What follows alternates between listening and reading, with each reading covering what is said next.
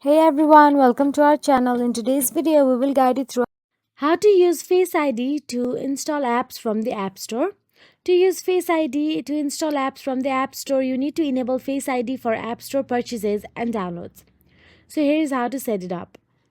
Simply go to the Settings app on your iPhone, tap on the Face ID and passcode, enter your passcode to proceed. Now under the Use Face ID for section, toggle on iTunes and App Store. If you have not set your Face ID yet, then simply scroll down and tap on the Reset Face ID option available there. And after you get your Face ID, again scroll up and you can simply toggle on iTunes and App Store. So now, after all, go back to the settings again. Now tap on the Screen Time option available there.